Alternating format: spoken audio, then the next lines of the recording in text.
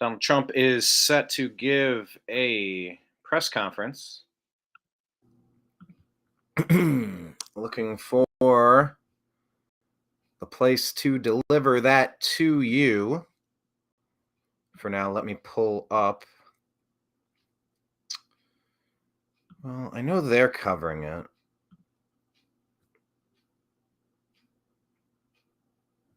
Oh, Right Side is doing it. Let's go to Right Side.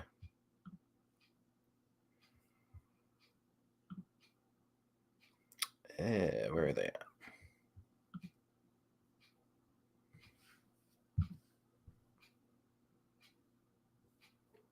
We're going to do a commercial first. President Trump was just convicted in a rigged witch hunt trial. Now we're asking you to tell crooked Joe Biden that his chance. Yeah, by the way, President Trump was just convicted in a rigged witch hunt. The donations trial. into now we're President asking Trump. you to tell crooked Joe Biden that his chances of a second term end today. We're calling. Yeah.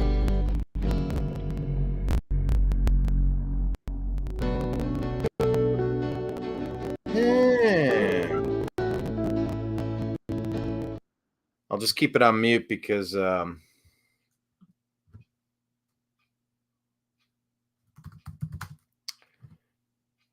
they don't like music playing. Like, you guys got to chill out on flagging, demonetizing, and banning music in certain countries. You guys really have to chill on that. If I'm trying to make money, if I'm trying to use your original work in an original project of mine without licensing it, that's one thing. But if there's music occurring at an event, covering the event itself should allow that to be heard. We had our speech with Donald Trump to the Libertarian Convention in Washington, D.C., flagged because of the music. Now, where's the sound here? I'm going to refresh.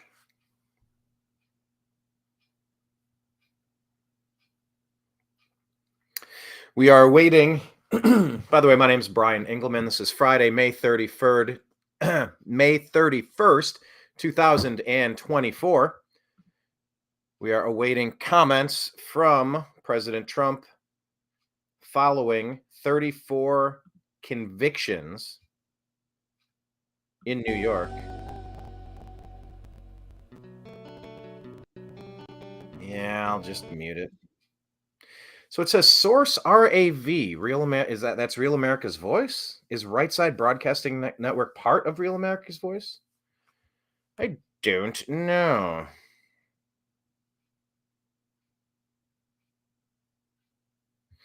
Yeah, some people say you should call him former President Trump. Like, once you're president, you're president. 45 and potentially 47. All right, I don't want to miss this, but I don't want... okay, who's reporting here? 24 hours, it's now crystal clear that they will go to any depth to hurt Americans any chance they get. So don't let them control you, and don't let them control your finances. That's why we encourage you to. All right.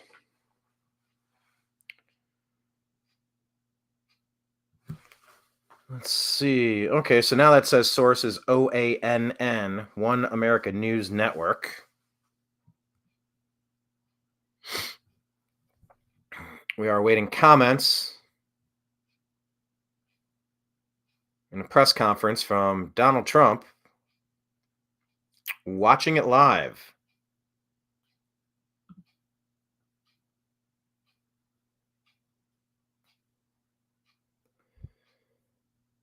What do you think of what has occurred? Leave your comments. Are you surprised?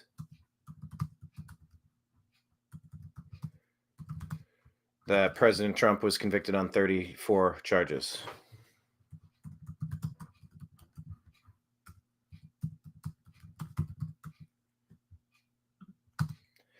I'm surprised. I thought it would at least be a hung jury.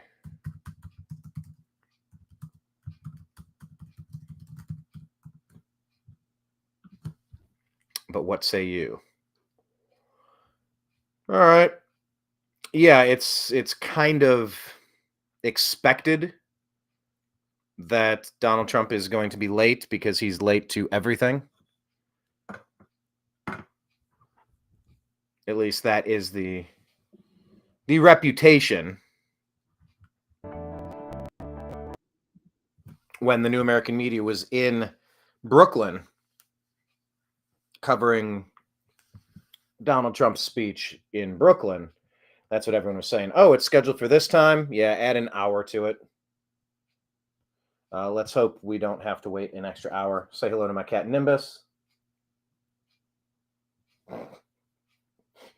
He's being extra lovey today, but he's also like the owl from the Tootsie Roll Pop commercials.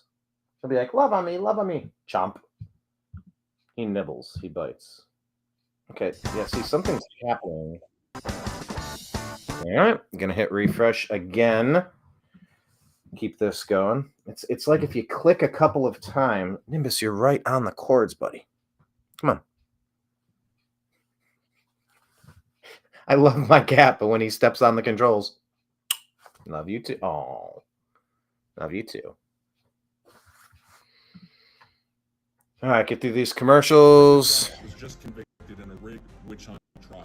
Now we're asking you to tell crooked Joe Biden. You gotta stop messing. For some reason, the volume button is causing the video to pause. I don't like that at all. I don't understand why it's happening. Thank you very much. Here we go. Everybody.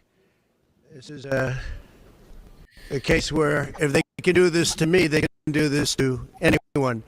These are bad people. These are, in many cases, I believe, sick people. When you look at our country, what's happening where millions and millions of people are flowing in from all parts of the world, not just South America, from Africa, from Asia, from the Middle East, and they're coming in from jails and prisons, and they're coming in from mental institutions and asylums. They're coming in from all over the world into our country. And we have a president and a group of fascists that don't want to do anything about it. Because they could right now, today, he could stop it. But he's not. They're destroying our country. Our country is in very bad shape. And they're very much against me saying these things. They want to raise your taxes by 4 times. They want to stop you from having cars with their ridiculous mandates, make it impossible for you to get a car, afford a car. But make it very possible for China to build all of our cars. It's a very serious problem that we have. We just went through one of many experiences where we had a conflicted judge, highly conflicted. There's never been a more conflicted judge. Now, I'm under a gag order, which nobody's ever been under. No presidential candidate's ever been under a gag order before. I'm under a gag order, nasty gag order, where I've had to pay thousands of dollars in penalties and fines and was threatened with jail. Think of it. I'm a leading candidate. I'm leading Biden by a lot, and I'm leading the Republicans to the point where that's over. So I'm the leading person for president, and I'm under a gag order. Maybe that's by a man that can't put 2 sentences together, given by a court, and they are in total conjunction with the White House and the DOJ, just so you understand. This is all done by Biden and his people. Maybe his people more importantly. I don't know if Biden knows too much about it, because I don't know if he knows about anything. Could the Republicans change? He's nevertheless the president, so we have to use his name. And this is done by Washington, and nobody's ever seen anything like it. So we have a judge who's highly conflicted. You know what the confliction is. Nobody wants to write about it, and I'm not allowed to talk about it. If I do, he said, I get put in jail. So we'll play that game a little bit longer. Won't talk about it, but you're allowed to talk about it. I hope you do, because there's never been anybody so conflicted as this. As far as the trial itself, it was very unfair. We weren't allowed to use our election expert under any circumstances. That's insanity. You saw what happened to some of the witnesses that were on our side. They were literally crucified by this man who looks like an angel, but he's really a devil. He looked so nice and soft. People say, oh, he seems like such a nice man. No, unless you saw him in action. And you saw that with a certain witness that went through hell. And when we wanted to do things, he wouldn't let him. Where's the sound? I didn't change the sound. Why is the sound gone? It was a rigged trial. We wanted a venue change where we could have a fair trial. We didn't get it. We wanted a judge change. We wanted a judge that wasn't conflicted. And obviously he didn't do that. Nobody's ever seen anything like it. We had a DA who was a failed DA. Crime is rampant in New York, violent crime. That's what he's really supposed to be looking at. Crime is rampant in New York. Yesterday in McDonald's, you had a man hitting him up with machetes, a machete. Who can imagine even a machete being wielded in a store, in a place where they're eating, and he's going rampant. And Bragg is down watching a trial on what they call crimes. They're falsifying business records. That sounds so bad. To me, it sounds very bad. You know, it's only a misdemeanor, but to me, it sounds so bad. When they say falsifying business, that's a bad thing for me. I've never had that before. I'm falsifying. You know what falsifying business records is? In the first degree.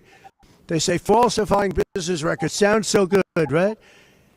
It means that legal expense, I paid a lawyer, totally legal. I paid a lawyer a legal expense. And a bookkeeper, without any knowledge from me, correctly marked it down in the books. A very professional woman, highly respected, she testified. Marked it down in the books as a legal expense. So a legal expense, paid a lawyer, is a legal expense in the books. It's not sheetrock, construction, or any other thing. It's a legal expense. Think of that. This is what the falsification of business records were. And I said, what else are you going to call it? What else are you going to call it? Now, I would have testified. I wanted to testify. The theory is you never testify, because as soon as you testify, anybody, if it were George Washington, don't testify, because they'll get you on something that you said slightly wrong, and then they sue you for perjury. But I didn't care about that. I wanted to. But the judge allowed them to go into everything that I was ever involved in. And not this case, everything that I was ever involved in, which is a first. In other words, you could go into every single thing that I ever did. Was he a bad boy here? Was he a bad boy there? And my lawyer said, what do you need to go through? And all you wanted to do is testify simply on this case. Because I would have loved to have testified. To this day, I would have liked to have testified. But you would have said something out of whack, like it was a beautiful sunny day and it was actually raining out. And I very much appreciate the big crowd of people outside. That's incredible what's happening. The level of support has been incredible.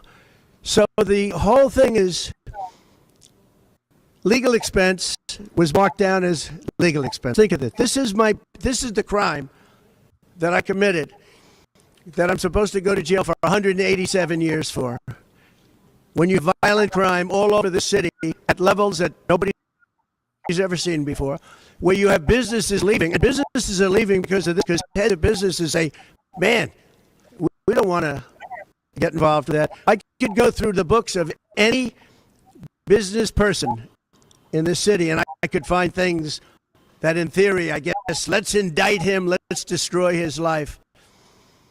But I'm out there, and I don't mind being out there, because I'm doing something for this country, and I'm doing something for our Constitution. It's very important, far beyond me.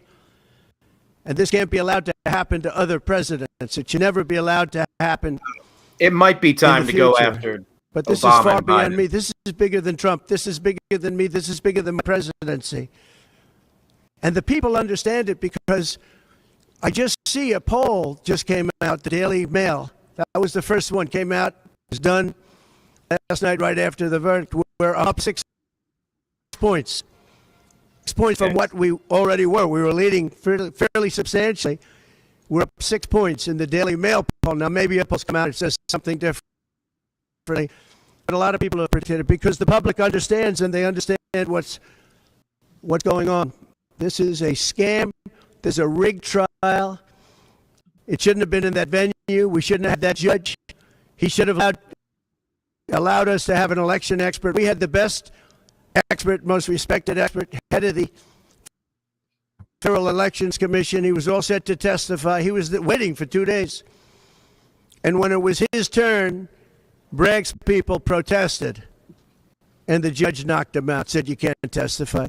He actually said you can't testify for anything having to do with the trial. You can say what the federal elections is. Well, that doesn't help. Everybody knows that.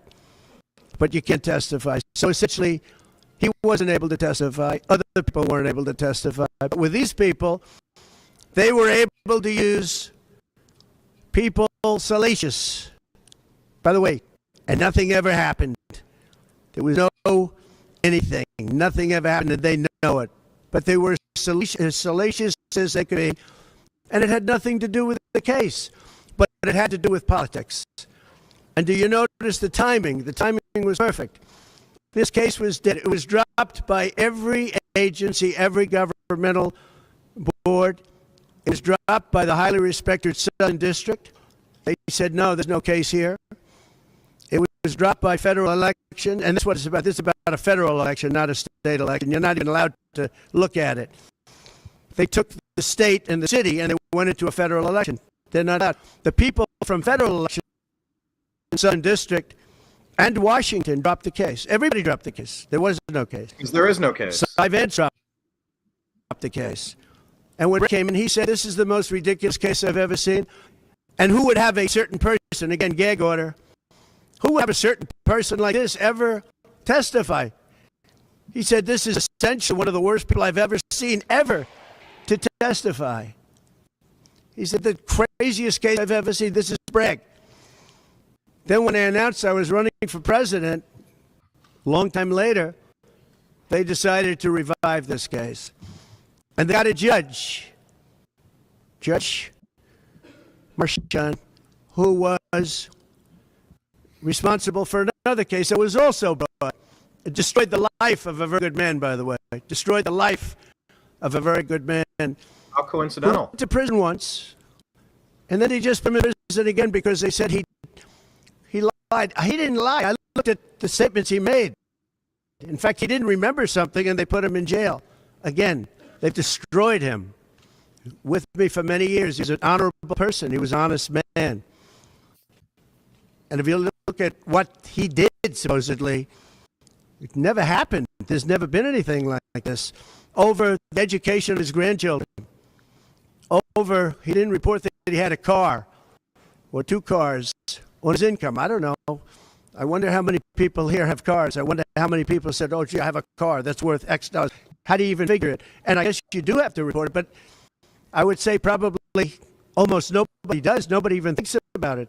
They put this man, they destroyed this man, but they put him in jail again because they didn't want him to testify. They didn't want him to testify. That's why he went to jail. Put him in jail twice. He's 77 years old. Now, normally I'd say that's an old guy, but I don't feel 77. Nobody ever says that about me. I'd like them to say, gee, we have to have a little sorrow for this man, because they just don't say that about me, but maybe I'm better off that way. I think I'm probably better off that way. But they put him in jail twice. And you have to see why they put him in jail. And he was threatened by the judge. This man was told, you're going to get 15 years in jail if you don't give up Trump. And he was told that. You're going to get 15 years in jail. And he made a plea deal because he didn't want to spend the rest of his life. And he was told that viciously. We're living in a fascist state. He was told that viciously. So you can go to jail for 4 months, 5 months, or you can get 15 years in jail. So do a plea. Almost who wouldn't do that plea? Everyone does those pleas. It's a horrible thing. There's a whole group of lawyers that fight that. It's so unfair. It's so unfair. But they destroyed his life. So many other things. You look at Southern District didn't want to bring the case. Nobody wanted to bring the case. And then, who didn't want to bring the case most of all is Bragg. Bragg didn't want to bring it. But then he brought it, and they tried to make it a different case. They didn't say legal expense equal legal expense. Again, if I wrote down and paid a lawyer, and by the way, this was a highly qualified lawyer. Now, I'm not allowed to use his name because of the gag order. But, he leaves back. Everybody knows that. Took me a while to find out. But he was effective. He did work. But he wasn't a fixer. He was a lawyer. They like to use the word fixer. He wasn't a fixer. He was a lawyer. At the time, he was a fully accredited lawyer. Now, he got into trouble not because of me. He got into trouble because he made outside deals. And he had something to do with taxi cabs and medallions. And he borrowed money. And that's why he went. And then he pled to three election violations. And as soon as I saw that, I said, I wonder why he did that. He pled. He took a deal. Now, he took a deal because he wanted to get off. In other words, I'll take a plea deal and I'm going to get off. And he wanted to make a deal with the Southern District. And they wrote the worst report I think I've ever seen on any human being other than the report that was written on James Comey by the Inspector General. A very great Inspector General, actually. Wrote a report that was so bad. This one was possibly worse. The Southern District, the judge didn't let us use it. He said it's hearsay. I said it's not hearsay. Wouldn't let us use it. This is about man. But he got in trouble for a very simple reason. Because he was involved with borrowing a lot of money and he did something with the banks. I don't know if it's defrauded the banks, but something happened. You guys know what it is. And then in addition to that, he gave up on three things where he wasn't guilty. In fact, they were going to testify in that. The head of the FEC, the Brad Smith, the election expert, number one rated in the country, who was going to testify.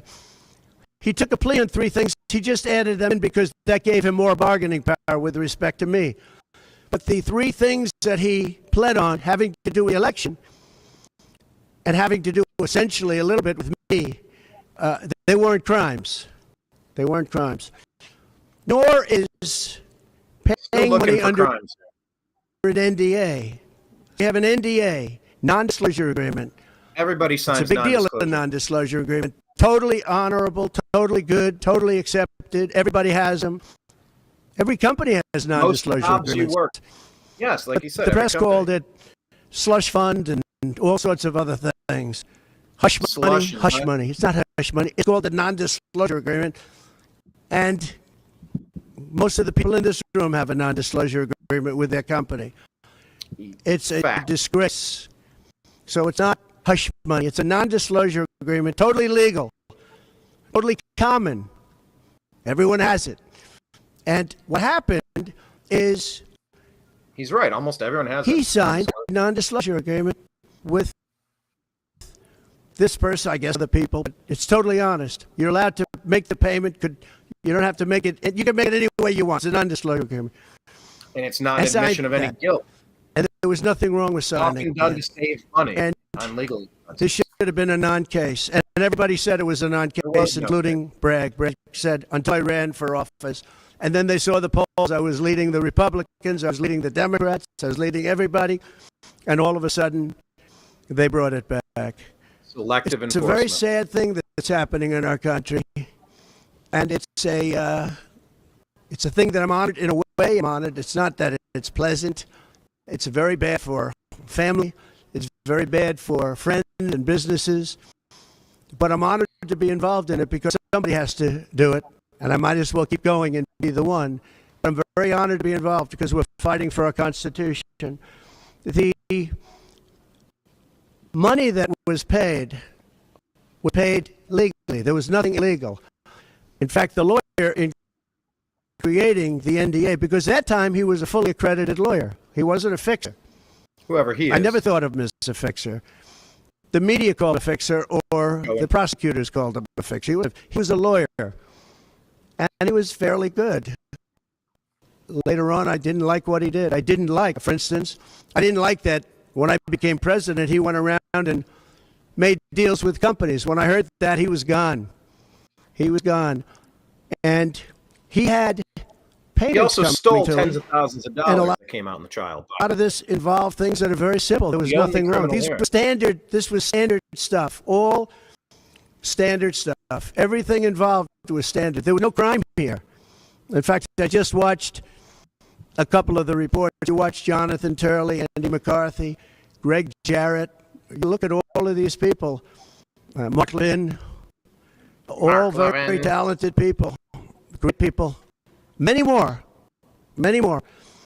And they don't know me, essentially. They don't know me. They're legal scholars and experts.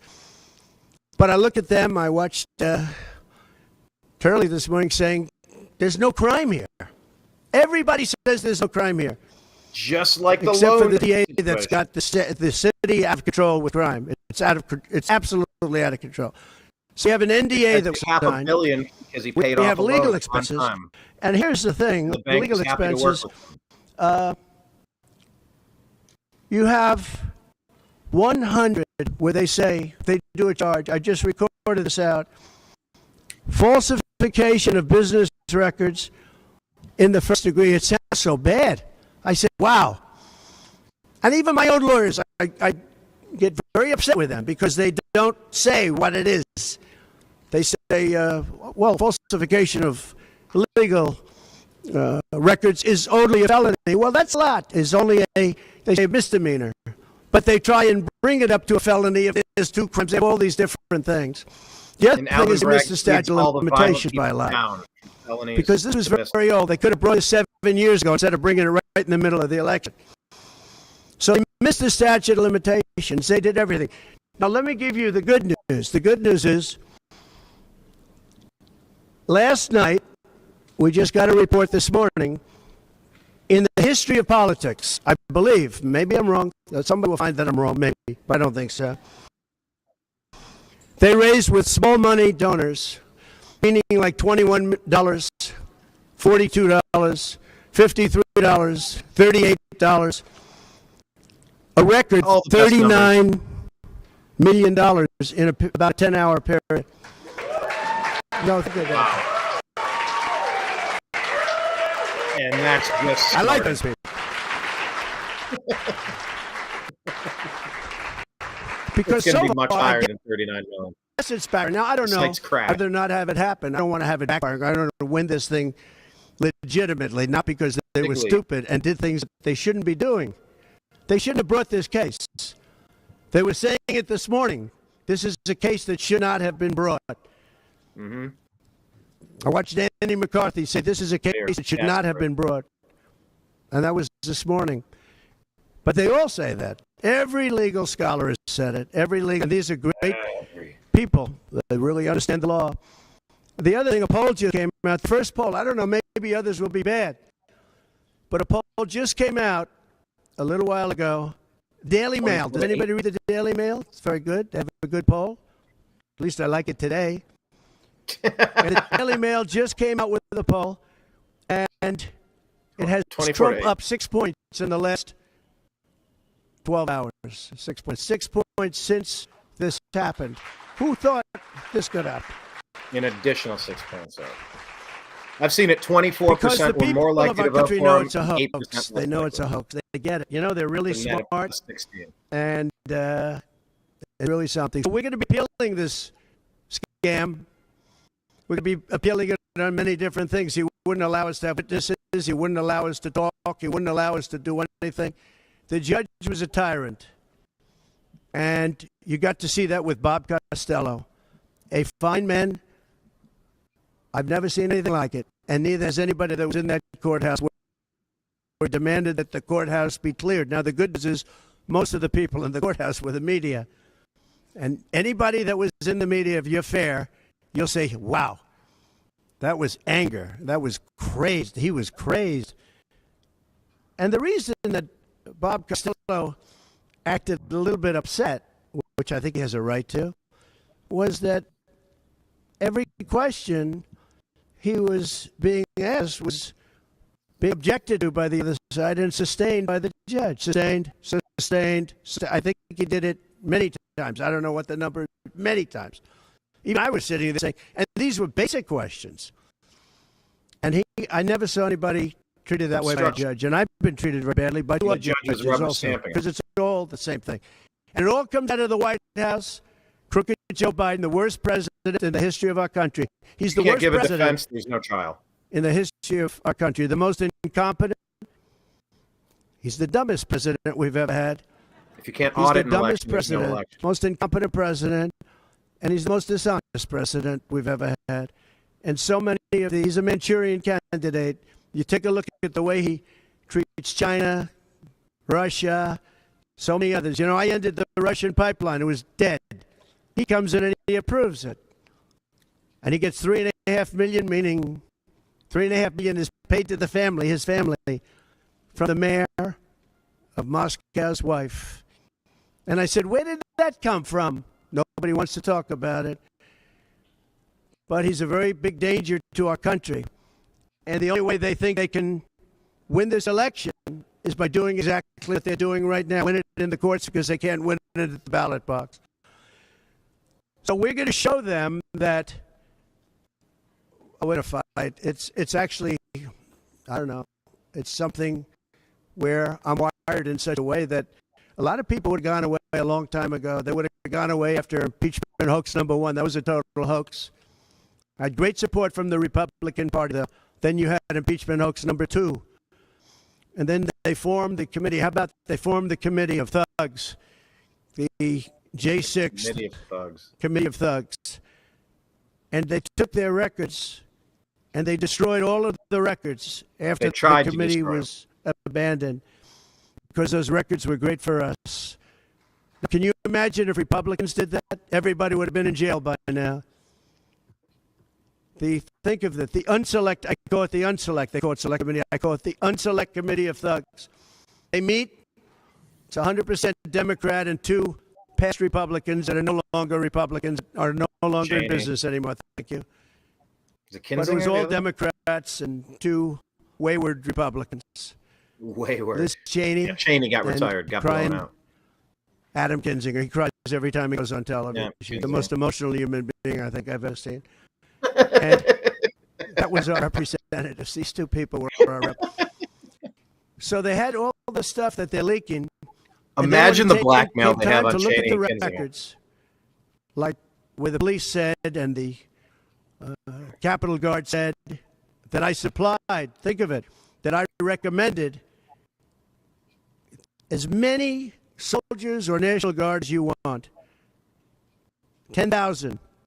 To keep the event safe. If you had 500, you wouldn't have had a problem. There wouldn't have been a J6. But Nancy Pelosi and the group didn't want it. Anyway, so they have testimony to all of that I did not attack the Secret Service agent in front of a car.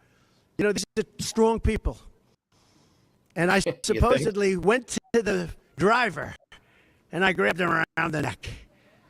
And he rebuffed me. And then I went to the other guy, who I think is a black belt in karate, slightly younger than me, maybe 35 years, 40 years, 50 years.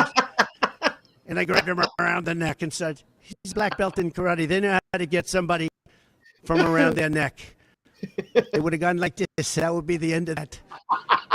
Actually, I had a friend that said, you shouldn't dispute that. That makes you look like the toughest cookie we've ever seen. You should let that go on. But the fact is, it never happened. It was all made up. And that was proven to be made up. They've been framing Trump for 9 years now. And they deleted and destroyed all of that information. Every answer. We're dealing with a corrupt government. We have a corrupt country. Our elections are corrupt. Our borders are open. Our borders are going to be closed very soon. November 5th is going to be the most important day in the history of our country. Now, when I say that, because my people are always saying, do this, because we're fighting for America, DonaldJTrump.com. I hope everybody watching right now, DonaldJTrump.com, because it really makes a difference. They have a lot of money on the other side. I don't know where they get it. Nobody knows where they get it. For some reason, they get money. But they're not on the side of our country. In many ways, I think they hate our country. Who on earth can want open borders where people are allowed to pour in from countries unknown, from places unknown, purposes from unknown. languages that we haven't even heard of. We have people sitting in schools with languages where very few people have ever even heard of these languages. It's not like Spanish or French, Russian. Languages unknown. We have people coming from corners of the globe, and many of them are not good people. Many terrorists, record levels of terrorism, record levels of terrorists have come into our country. Record. They've never seen anything like it. You know, there was a report that in 2019, I don't believe this, by the way, the media gave it, and it was good for me, believe it or not. They said in 2019, there were no terrorists recorded that came into our country. I don't believe that. I don't think that's possible. But they actually, 2019 was Trump. Recorded versus gotaways. I don't believe that could be possible. They said no terrorists came into our country. So let's say it was close. Let's say it was close. But now record levels of terrorists, record levels, the highest level we've ever seen of terrorists are pouring into our country. You have China with just in the last few months, 29,000 people came in, and I looked at them online. For what purpose? They look like perfect soldiers. They're almost all male, from 19 to 25. It looks like a recruiting exercise. They have beautiful tents. They have propane stoves. They have cell phones, the best you can buy. I said, what's going on? It looks like they're building an army right in our country. You think? Now, I don't think that would happen, right? We're losing our country. And I really think that this is an event, what took place yesterday with this judge. Look, we have conflicted, but he's a crooked judge. And you'll understand that. And I say that knowing that it's very dangerous for me to say that. And I don't mind, because I'm willing to do whatever I have to do to save our country and to save our Constitution. I don't mind. So, when is he going to take questions? That would be great if he does. Thank you. I hope he takes So we will questions. continue the fight. We're going to make America great again. Very simple. When people fight MAGA, they say, we're going to fight. I watch Biden. We're going to fight MAGA. We're going to stop MAGA. It's make America great again. That's all it is. MAGA. Make America great again. Our country's in serious trouble. We owe $36 trillion. We were energy independent for the first time ever, and now we're begging Venezuela for oil. One statistic you have to hear. Venezuela was crime-ridden. Caracas, the cities, crime-ridden. 2 years ago, 3 years ago. They just reported a 72% drop in crime in the last year because all of their criminals, most of them, and the rest are coming in now. The ones that didn't come in.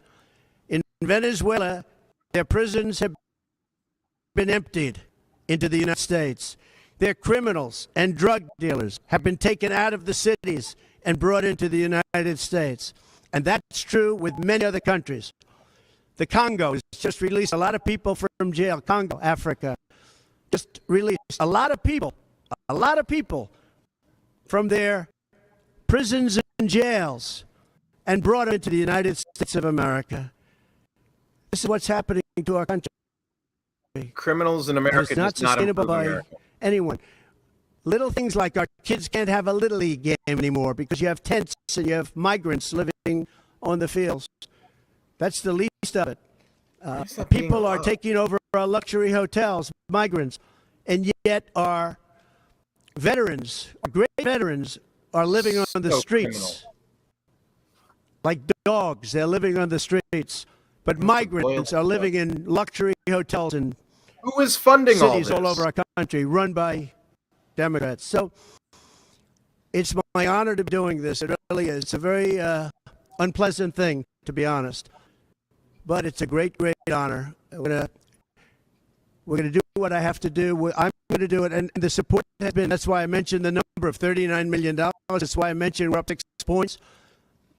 And we went up a lot over the last month because everybody saw it was a rigged deal. It was a rigged trial. But we're going to make America great again. We're going to make it better than ever before. November 5th, remember, November 5th is the most important day in the history of our country. Thank you very much, everybody. All right, there he goes. President Trump, unfortunately, taking no questions. I would have loved to see some questions there. But President Trump speaking to the people of Earth, essentially. Let's just say what it is. President Trump laying out how he feels this case went, how he feels he was railroaded and framed and set up by a corrupt situation, a corrupt Judge Merchan. Talking about the liar Cohen, explaining that non-disclosure agreements, NDAs, I've heard this described both ways. I've seriously, think back to your hiring paperwork. Do any of you work in HR? Just do a quick check. Ask for a copy of your hiring paperwork from HR. Yes, that may trigger HR telling your boss that you might be looking for another job or planning something nefarious, but not really. Usually in there's some sort of non-disclosure agreement that you're not going to disparage, you're not going to reveal information, damaging information, secret information. And in the legal world, this happens all the time. It's not a crime. So when they're saying slush money, hush money, okay. Non-disclosure agreements happen nonstop. Just like when Trump was indicted for paying back a loan. Oh, he allegedly valued it at something. President Trump doesn't get to value his property. The bank who's loaning the money, they do their evaluations. None of these cases make a lick of sense. There's a reason why people have passed, and decided that they weren't going to participate in the go get Trump charade. But now, running out of time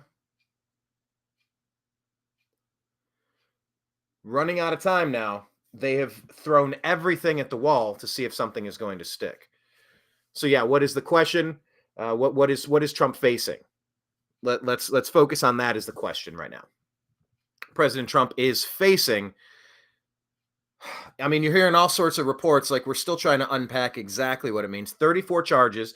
These were misdemeanors that were bumped up to felonies. Alvin Bragg, the district attorney in New York, he routinely makes it a case to take violent abuse cases, assault cases, breaking and entering, burglary, vandalism, theft, like real bad people doing real bad things, dropping felonies to misdemeanors because he's trying to cause as much chaos to the country as possible.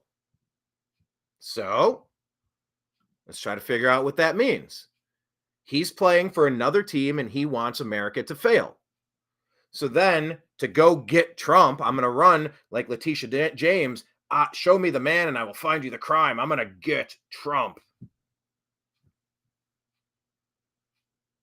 Just imagine taking out a loan and paying it back early, paid all your interest. The bank was thrilled to work with you and they look forward to working with you again. That's a crime? Yeah, that's what they ruled. I mean, we could get into the E. Jean Carroll stuff that is absolutely absurd. Pulling her accusation literally out of a Law and Order episode that happened before any accusation was made. Wearing a dress that didn't exist. President Trump routinely says, I never met this woman. But they prop her up on MSNBC and they're laughing about it. Let's go spend some of this money. Ha ha ha, I was assaulted.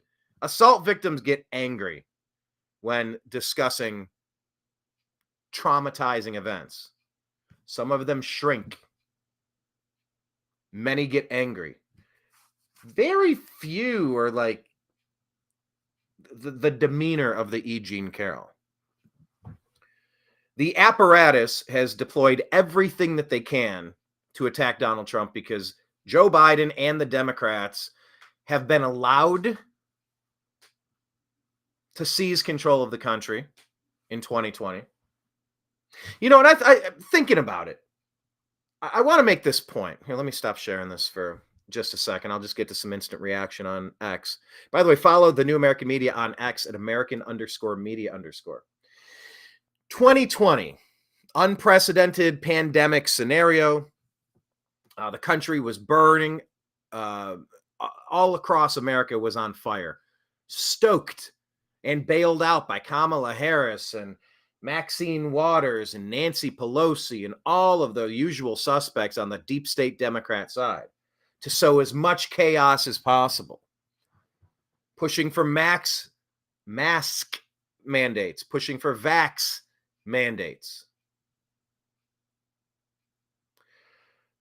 In this time of chaos during COVID-19 coronavirus, they pushed for mail-in ballots. You see these reports. I believe it was Gateway Pundit. I got to find it. I think I should do a special. I'm going to jot that down as a special episode of voter fraud. With these mail-in ballots and the mules and the harvesting, there was historically a tiny number of people who vote in retirement homes, for example. During this 2020 election, some places reported 100% voting. Wow. Even the people with mental disabilities, people with amnesia and memory loss, who don't know who they are and where they are. If you look at the voting in person versus the mail-in votes, the people blew out the election in favor of Donald Trump. All of the boxes that could have come from anywhere, those all favored Biden.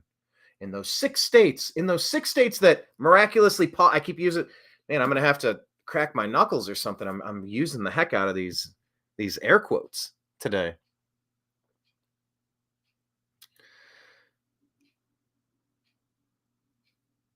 There is not a scenario that feels right regarding the 6 swing states that were all up by hundreds of thousands of votes for President Trump. They all paused at roughly the same time, and they all magically found the perfect number of votes. Now, let me say this. As I pull up my captions, I'll put this at the bottom of the screen. For countervailing views, please go to cisa.gov/rumor control regarding elections. And if we mention coronavirus and COVID-19, go to the WHO website, who.int and cdc.gov for all medical issues, and cdc.gov/vaccines, specifically regarding vaccine-related medical claims and the political implications thereof. So yes, under duress, blink twice if you are being forced to run this at the bottom of your screen. Yes, I am, and yes, I did. I equate 2020 to Jim Harbaugh stealing signs last year, knowing what the other team was going to run. It's kind of easy to play defense, to blitz, to hold back, to play nickel, if you're going to run the ball or audible to a pass based on what you know the defense of your opponent is doing. They cheated. That team up north cheated their way to power. They cheated their way to number 1. Joe Biden, Michigan, match made in hell. Bill Belichick and those teams with the New England Patriots, they deflated the footballs. They also, Spygate, they were recording the practices of the other teams so that during the game they would know if their hand goes like this, and then it does that, and then you do this, and then you do the Macarena. Hey, God, man, remember the Macarena? I don't remember how to do that dance. Put your right foot in, you put your right foot out, and you shake it all about. I know that's the hokey pokey. Now, Bill Belichick and the Patriots cheated their way to victory, much like Joe Biden. The Democrat deep state apparatus. It wasn't just because of elderly votes. It wasn't just pausing the swing states to find the perfect number of votes. Oh, look, there was one more box. Sure, there was. This was all of the social media companies pre-Elon Musk banning people from relevant speech, banning people from political speech, banning people from factual speech about COVID, about the elections. Remember how much of a train wreck X was before Elon bought it. Now, the New American Media and myself personally, your humble correspondent, Brian Engelman, make sure you're following us on X at American_media_. But Meta, yeah, we're on Instagram, the New American Media. We have a page. Facebook, we have a page, the New American Media, and TNAM's The Agree to Disagree Show. Join that private group. We were banned personally and professionally. Deleted our page. No cause. No explanation. No ability through many attempts to reach them, to ask for clarification, to figure out if there's something we could do to remedy any alleged violation of telling inconvenient truths. Meta just deleted us and shut us down. YouTube demonetized our content and will not show our thousands of subscribers who have tuned into 1,400, coming up on 1,500 videos. They won't show our subscribers the content that we put out on YouTube. They just don't. We get bigger numbers on Rumble with less than 100 subscribers, a new account that we created. Please follow us on both. The New American Media. Find us on YouTube and Rumble. Also on Truth Social. Remember the universe 4 years ago. Pandemic, race riots stoked by incorrect information and Democrat, I don't know. I'm not trying to say ideology. I guess it's just strategy, the divide and conquer strategy of the Democrat Party. We didn't have Truth Social. It didn't exist. President Trump just got kicked off of X. He's like, we're the party of the police. Everybody should remain peaceful, stay peaceful. And they're like, nope, we can't have him saying that because we're going to try to frame him for an insurrection. Yeah, the insurrection where every Republican gun owner and libertarian and constitutionalist and whoever converged on January 6th, 2000, well, whatever year that was. It was after the election, 2021. Right. It was an insurrection when all those gun owners showed up and didn't fire a single shot. Sure, fella. Yeah, that's an insurrection. All right. Derp. Not even remotely accurate. The universe then, now we're on Telegram, TNAM and TNAM chat. Spotify, our podcast is there, the Agree to Disagree show. Point being this, the universe then was far different than it is now. But what happened in 2020, I know I'm linking these stories back together. I had to deliver you these countervailing views. Because anytime you mention the V word or the election, oh my. Oh, the humanity. You must never question our official narrative. I really am. I'm going to have to stretch these two fingers out. Oh, that was a good crack. Overworking the muscles today. Jim Harbaugh and the Michigan Wolverines cheated their asses off to win a national championship. It should forever be tainted with an asterisk. Oh, everyone tries to steal signs. Oh, everyone tries to cheat. Oh, it's just stuff that everybody does. Oh, no, they didn't do anything wrong. Yeah, that's why Jim Harbaugh fled. The program was punished, and you've been shamed and called out with your asterisk national championship. Same with Bill Belichick and the New England Patriots. They cheated. Spygate, Deflategate, all sorts of stuff. They don't have an official asterisk next to their name any more than Joe Biden has an asterisk next to his presidency. Because you know what? They cheated. And guess what? It seems like 3.5 years later, they got away with it. Or did they? Because now Pandora's box is open. You don't think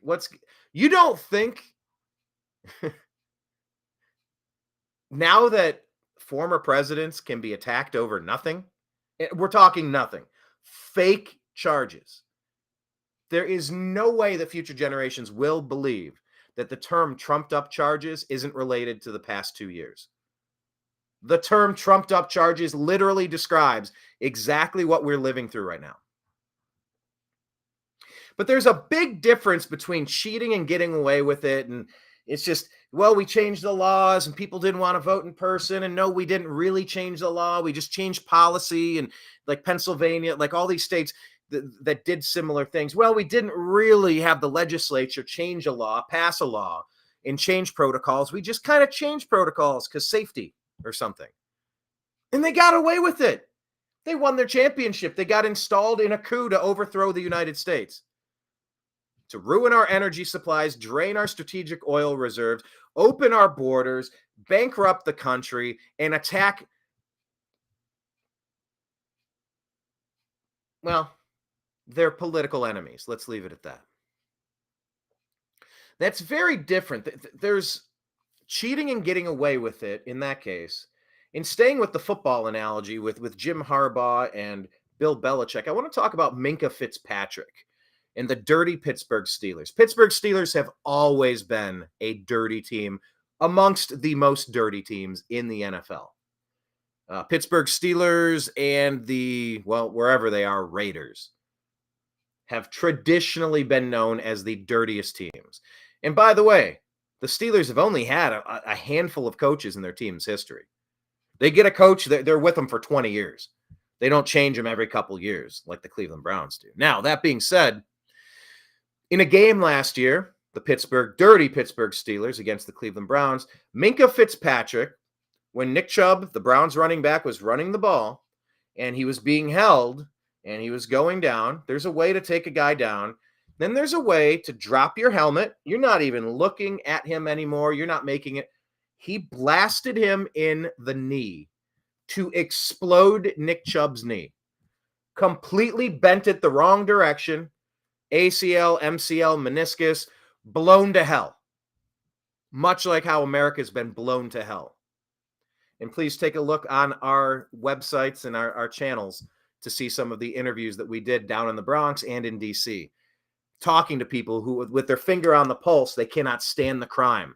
Under Biden and these deep state district attorneys, these Alvin Braggs, these Soros-funded district attorneys, they are intentionally letting violent, crazy people run roughshod, just like the same deep state Democrats did during 2020, during the summer of love, the riots. Remember that?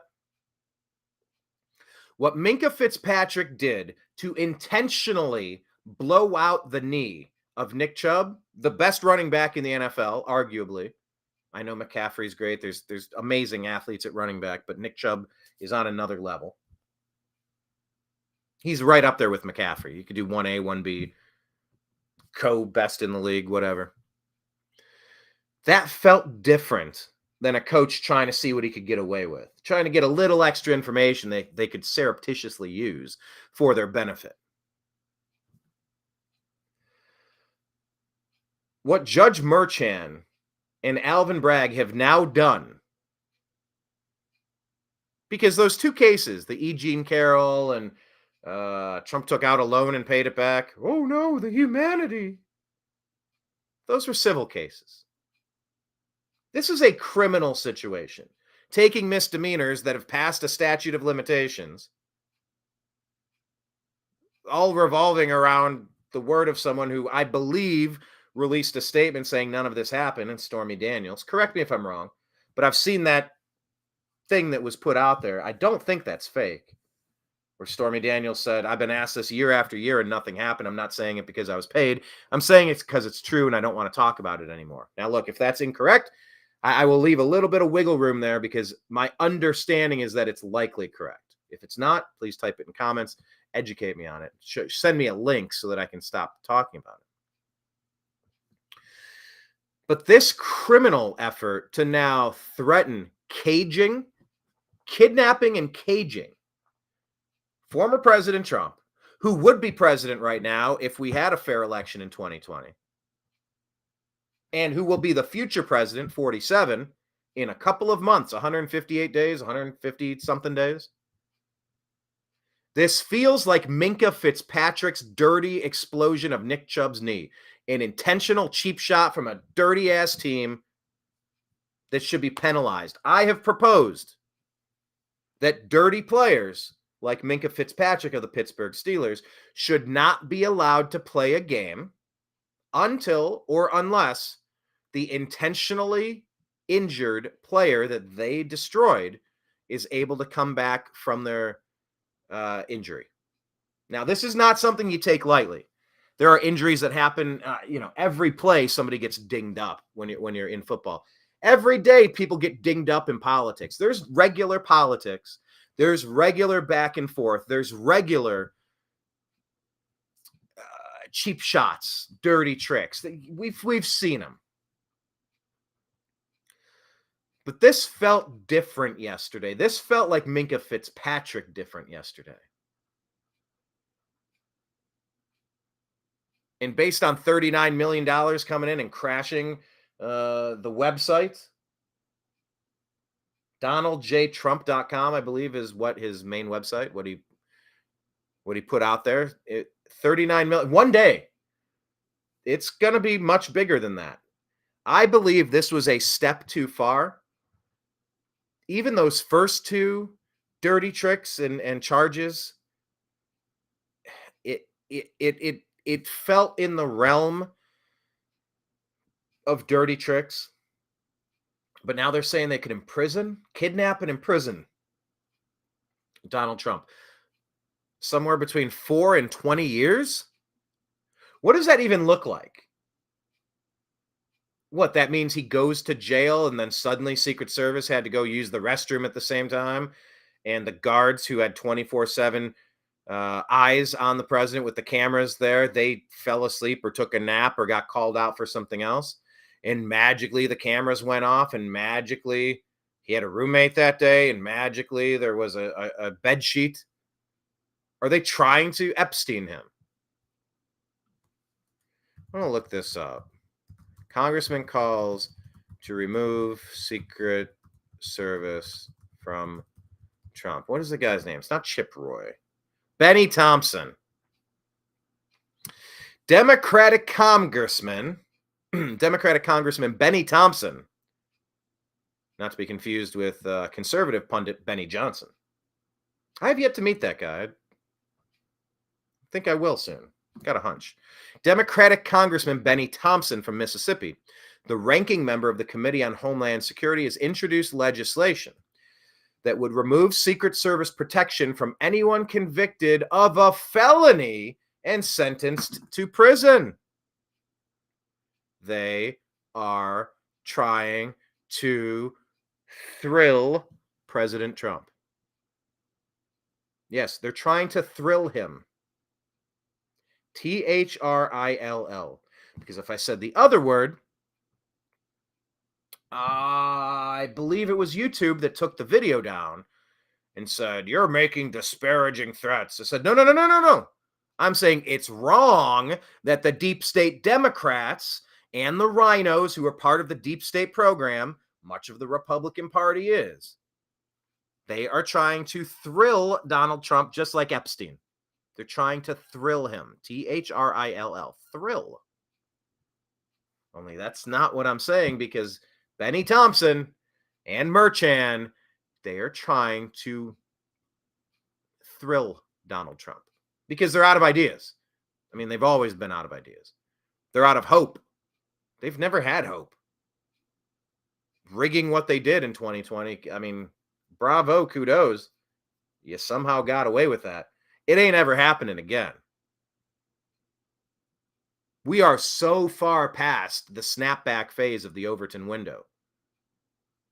The tsunami headed this way in just a couple of months is unlike anything we may have ever seen before in our nation's history. The people are so fed up with this stuff. And they're not putting up with it anymore. They're just not.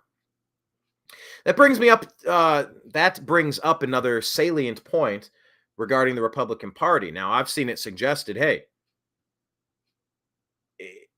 if President Trump is set to be sentenced 5 days before the Republican convention. Why not nominate him immediately?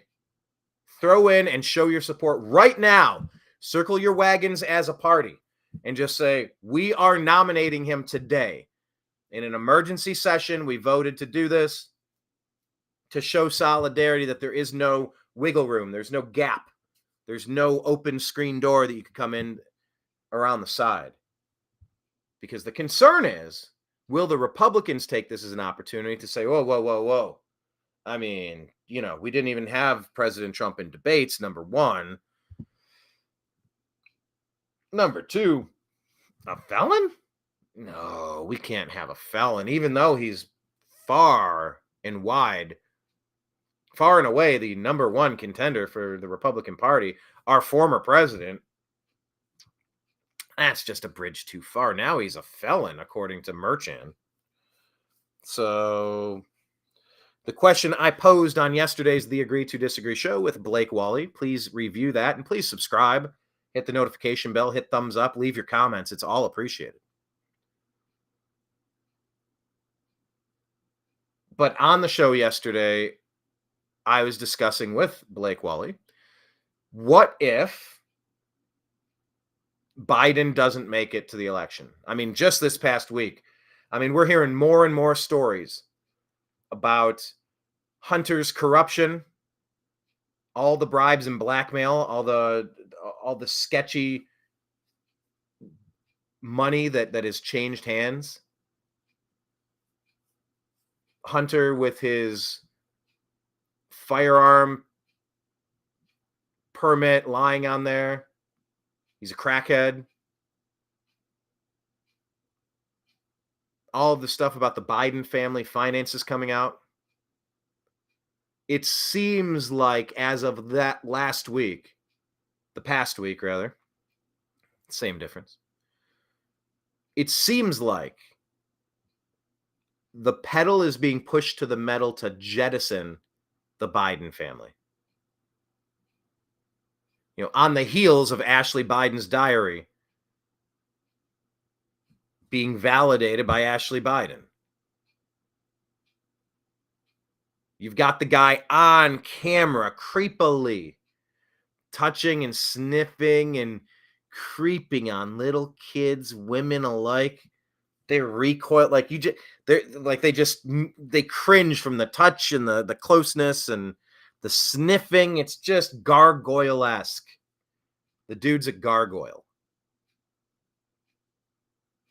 I think the call has been made to get rid of him. If he will not step down voluntarily, it seems like they are going to wreck him. Or they might off him and martyr him. Thrill him. THRILL. Thrill. And then bonus points. Why not pin it on somebody MAGA?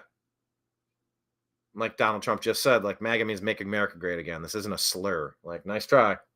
It's a good slur.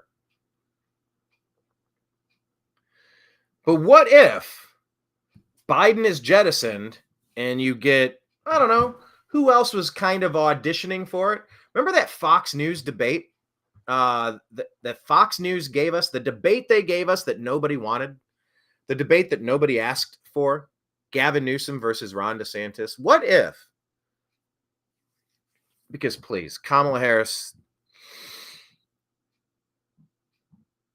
good grave. Good gravy. Good gracious. No. Kamala Harris, no. Maybe she would be the puppet in chief. That woman seems off her rocker. But then again, a controllable off the rocker person way out of their depth is exactly what the Obama handlers want. Remember, we are living through the third Barack Hussein Obama term, his most honest term yet, delivering on exactly what he always wanted to do, but he couldn't do in the first term because of the expediency and the pragmatism of trying to get that second election. If he pushed too hard, too fast, he wouldn't have made it 8 years. So he had, I'll have a little bit more leeway, he tells Russia, after the next elections. Okay, interesting. And he couldn't do certain things during his second term because of legacy and perception. But with Biden, oh man, do they love trotting him out? Do they love trotting him out? Make him say disparaging, deprecating things about white people. Oh, Obama loves it. Oh, I've often thought about maybe how it would be if I could say have an earpiece and wearing my sweats, maybe in the basement of my house,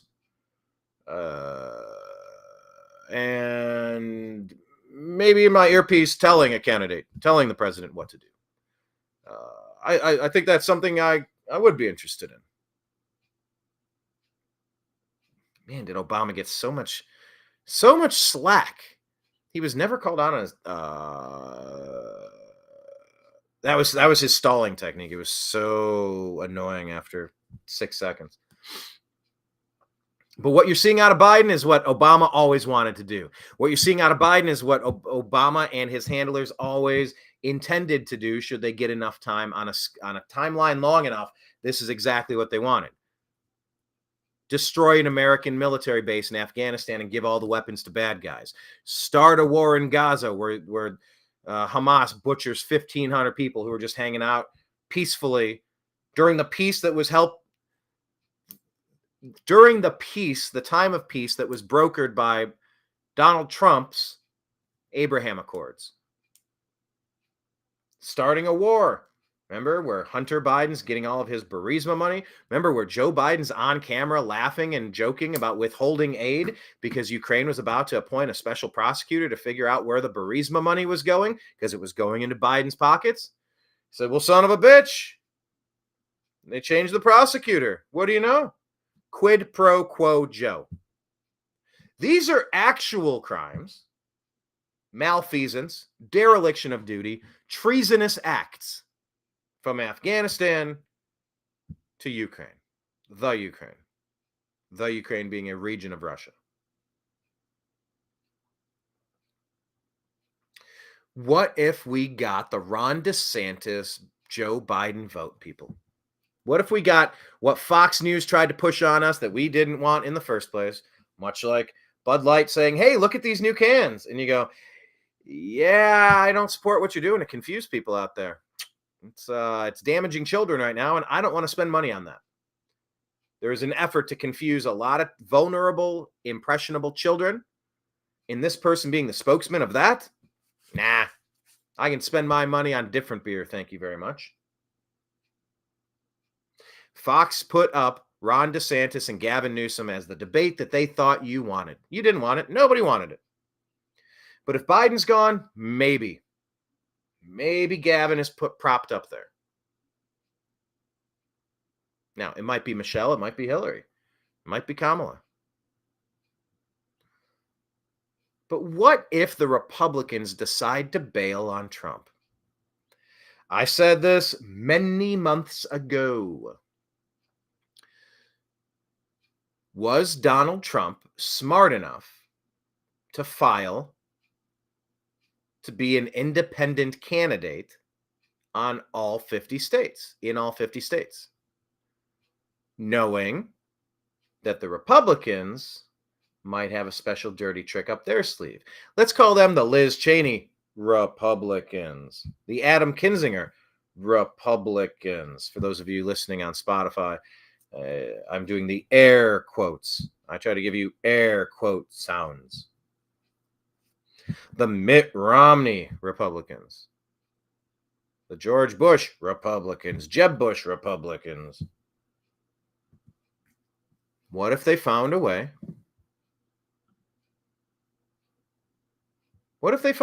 Benny Thompson, Homeland Security ranking member from Mississippi, wants to remove Secret Service clearance. What if the Republicans bail on Trump to go with another one of their puppets? What if they are successfully able to not just hold Donald Trump in Mar-a-Lago with an ankle monitor under 24/7 surveillance? What if they do kidnap him and put him in a facility? I mean, that whole facility would have to shut down. You can't have him in general population. But that would be the closer step to the goal of thrilling Donald Trump. Because that's how evil these people are. The deep state Democrats and complicit rhinos. There's a lot to unpack. And I want to do this now. Take a look across Twitter and see what people are saying. Donald Trump just said in a live press conference that he's willing to do whatever it takes to save our country and our Constitution. May all who love America and the freedoms it stands for do the same.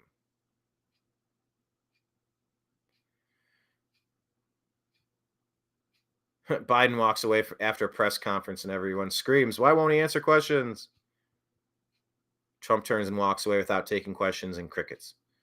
Yeah, see, the difference is Trump is a political machine. Do you remember? Are you old enough to remember Corona?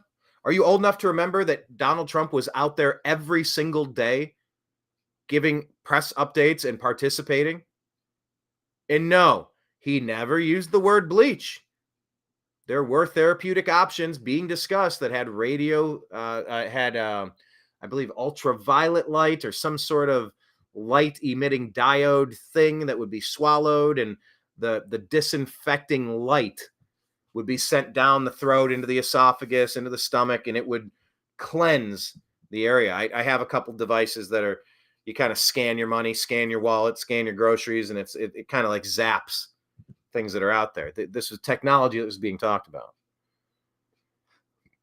So no, for the love of God, Trump did not say find people on both sides. He had the qualifier, and he said definitely not this group or that group. I'm not talking about them. I fully condone them. But aside from those groups, there's people here that wanted to keep the statue because there's just been a statue there, and it's part of the history. Love it or leave it. And there's other people that say you should tear it down. There's fine people on both of those sides. But that was twisted to the point where you might have repeated a lie, a hoax.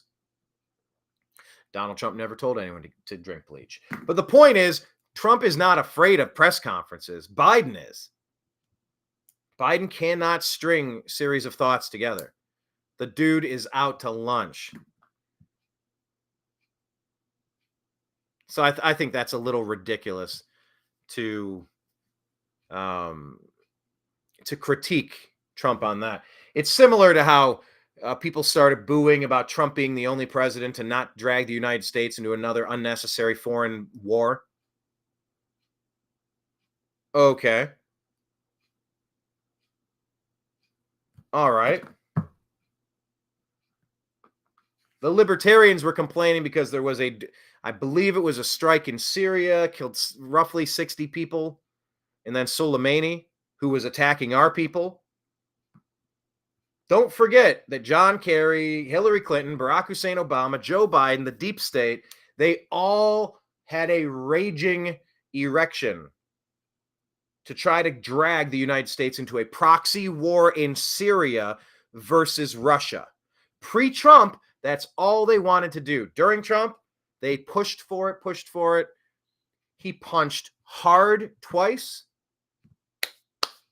dusted his hands off, and said, guys, we're good now. They're not going to be a problem.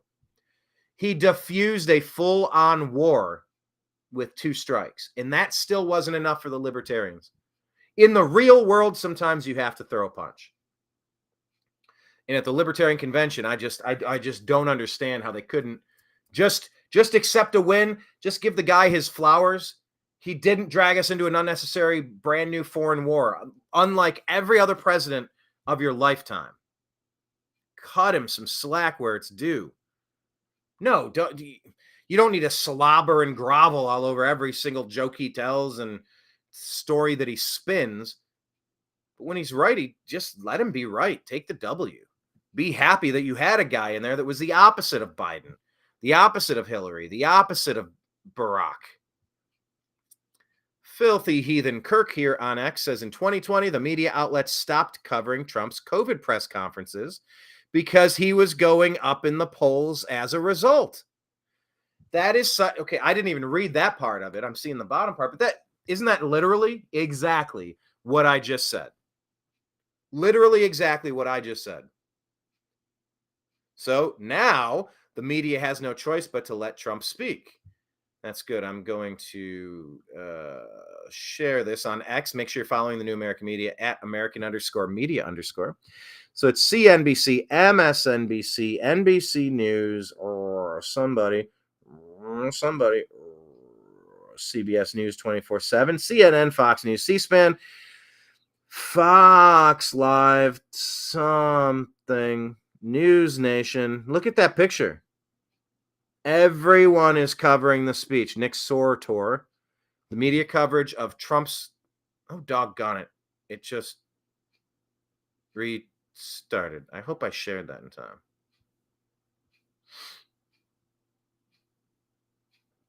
Actually, I need to make sure that went out. Yeah, Nick has been in East Palestine. He's been in Hawaii. We've tried to have him on the show. We thought we were going to get him recently. Anyway. Yes, Trump saying, I am willing to do whatever I have to. Here, let me just, we'll recap this. This is So, there we go. Let's start from the don't mind. Because I'm willing to do whatever I have to do to save our country and to save our Constitution. I don't mind. So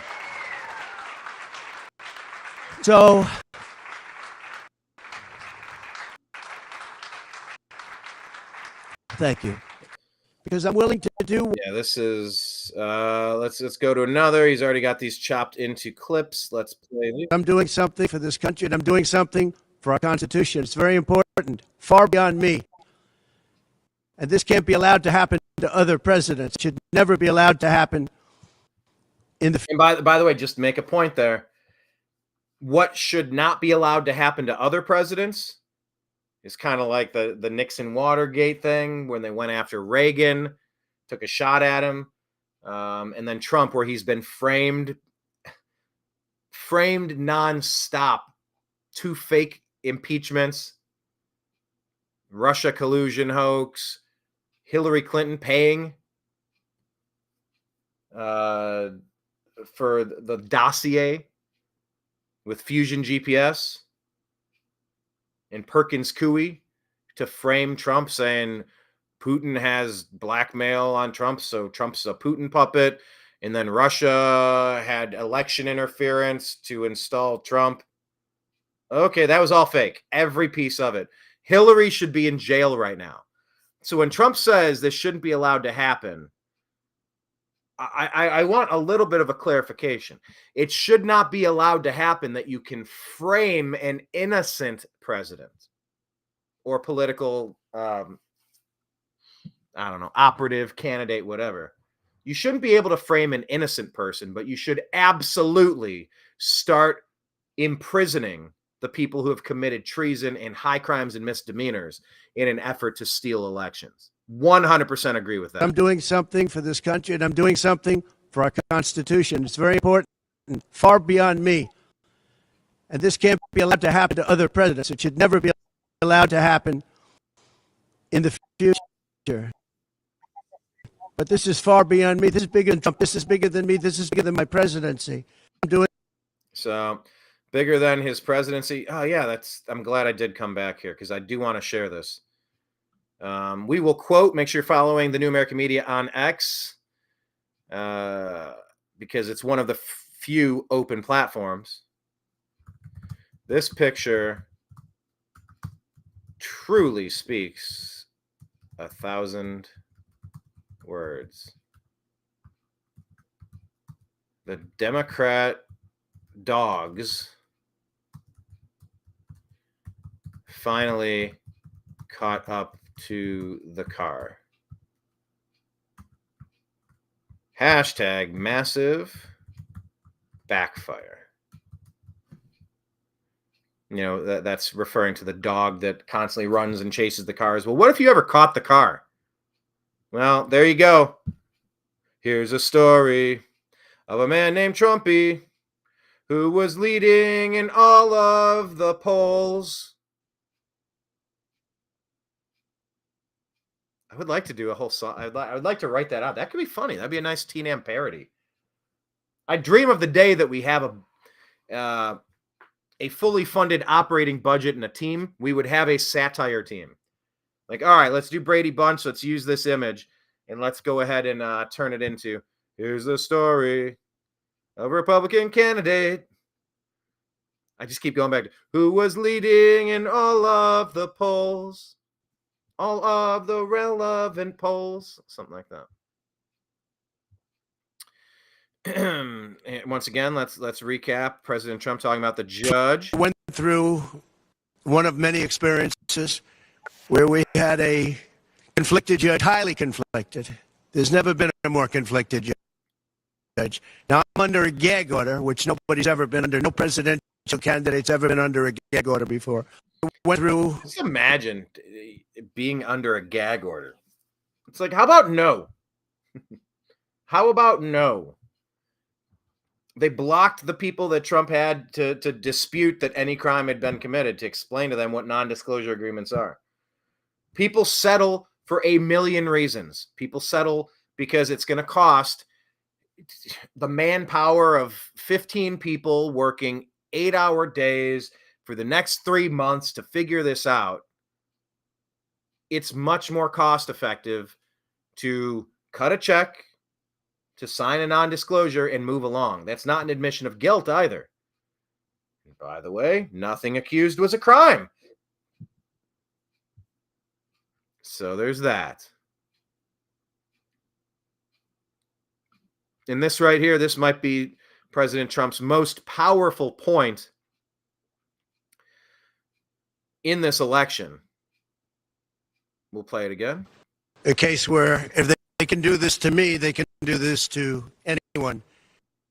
A case where if they can do this to me, they can do this to anyone. If they can do this to me, they can do this to anyone. You don't have to like President Trump. You don't have to support President Trump.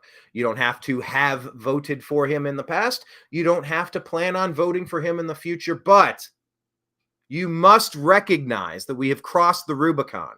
This isn't just seeing what you can get away with, trying to catch what the Houston Astros did to cheat. I mean, they had buzzers that were attached to them. They had someone in the case where if they can do this to me, they can. I don't know why they played again. They had buzzers that like little flat pieces, little diodes that would kind of send them a jolt if it was going to be fastball or off-speed pitch or something like that. They had people with trash cans or something that they could bang in the outfield. Once they stole, they had cameras watching the catcher.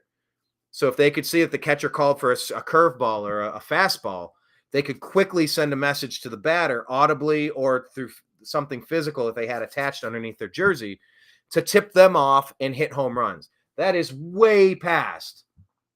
I mean, that's probably on the level of Jim Harbaugh stealing signs, on the level of Bill Belichick and the Patriots stealing signs. Deflategate, Spygate, Bountygate. Yeah, this is on the lines of Bountygate. When the New Orleans Saints were paying bonuses if you could injure the best players on the other teams. That's the Minka Fitzpatrick Pittsburgh Steelers scenario. That's what the Democrats and the deep state Democrats especially have done by convicting Trump of non-crime crimes, misdemeanors trumped up to felonies after statute of limitations ran out, after Stormy Daniels said none of this happened. Okay, so here we are, according to Nick Sortor. Jim Jordan will be demanding Alvin Bragg and Michael Coangelo appear for a congressional hearing June 13 to testify about the political prosecution of Donald Trump. Hold them all accountable. And if they don't show up, have them arrested and charged. I'm once again calling on Governor DeSantis, who I sure hope is not still a snake in the weeds, waiting to take out Trump and so he can slip in and expect our support. I am off of the DeSantis train, but I'm willing to let him prove me wrong and win me back. I'm off. He's done some amazing things from that governor's office. But at this point, I do not trust him as far as I can throw him. The press release yesterday was a good one. Was it a great one? I don't know. It was a good one. But I'm calling on Ron DeSantis to discuss with his district attorney how they can sue and indict, charge, whatever you need to do, throw the kitchen sink at Alvin Bragg, go after Soros for funding it, go after Letitia James, go after the judge personally on behalf of Florida resident Mar-a-Lago, Donald Trump. Indict them for civil rights abuses, because that's what being framed is. You're violating civil rights with the potential for kidnap and imprisonment in a cage. That is the highest form of aggression. At the Libertarian Convention, it's kind of do as thou wilt, but do no harm. Libertarians should have the ability to do whatever they want. To marry their same-sex partner holding an AK-47, drinking raw milk. Do what you want, as long as it harms no other people. Deep state Democrats and Republican rhinos have lost their damn minds. Florida district attorney needs to indict all of these people, these co-conspirators. This is a RICO case to take out the person who will be the 47th president of the United States. I don't know what's taking so damned long for this to happen. It is time to boycott New York. It is time to go after, legally, through the legal system, the judicial system. Use the judicial system to go after the people who have conspired to ruin Donald John Trump. I'm calling on DeSantis to get that Florida district attorney to make this happen. Last one from Nick here, and then I'll just go back. Nick saying, I'll be honest, the Trump verdict hit me super hard. I lost my mind. I panicked. Trump is the greatest president of my lifetime. A man that gave up everything to run for president of the United States. Trump once said, they're not after me, they're after you. I'm just in the way. And that's the truth. As much as this verdict pains me, I won't stop fighting. We won't stop fighting. I'm so afraid for our country, but don't relent.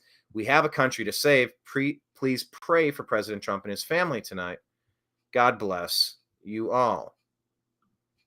Yeah, the Democrats declared war on America yesterday. This is Minka Fitzpatrick. This is Bountygate. This is the dirtiest, disgustingest, I know that's not a word, thing that you've ever seen.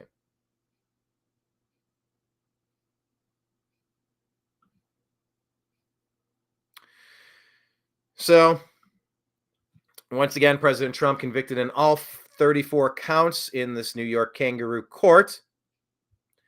Just giving his press conference, played you some of the key takeaways. I implore you to go to YouTube, especially Rumble or Spotify, and you can watch our coverage. We just uploaded our Ron Paul speech at the 2024 Libertarian Convention, where he definitely takes time to discuss the lawfare. Maybe Ron Paul doesn't use that exact word lawfare, but the weaponization of the justice system to go after political opponents. That might be you only have so many characters in your title. So I just kind of phrased it differently. Lawfare. Check out the Ron Paul speech on our Rumble channel for the New American Media. We need more subscribers, so please go there now and click subscribe to find the New American Media. Find us in all the places. If you want to support independent journalism, 2 ways you can do that. It definitely was not free for the trip out to the Bronx and Washington, D.C. for the convention last week. I mean, between the hotels and the travel and getting another camera to replace the previous camera, multiple thousands of dollars were expended. Now, I don't need all that from any one of you in one fell swoop, unless you're feeling super appreciative, which I'm all for. But even just signing up on Patreon. Go to patreon.com/ I believe it's / the New American Media. You can subscribe for like $5 a month, $15 a month, $100 a month, $1,000 a month. You know, for viewers like you, keep us going. We are PBS, Public Broadcasting Service or System. What does the S stand for? Service or system?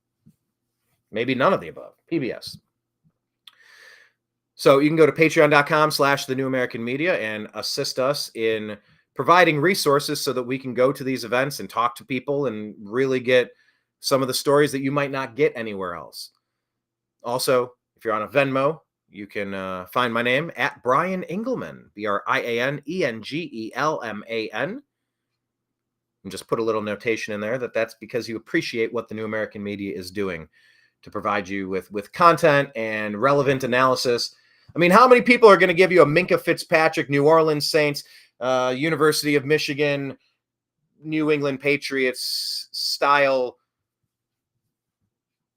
breakdown, simile, metaphor of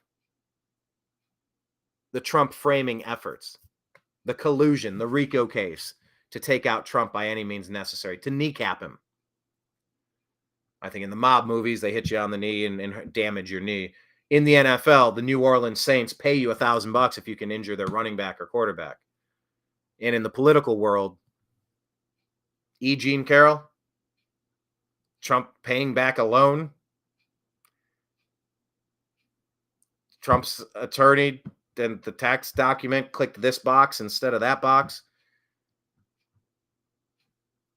I mean, that phrase, show me the man and I'll show you the crime. That's in America. That's a future for this country that should terrify every one of you. You do not have the resources that Donald Trump has. Nobody does.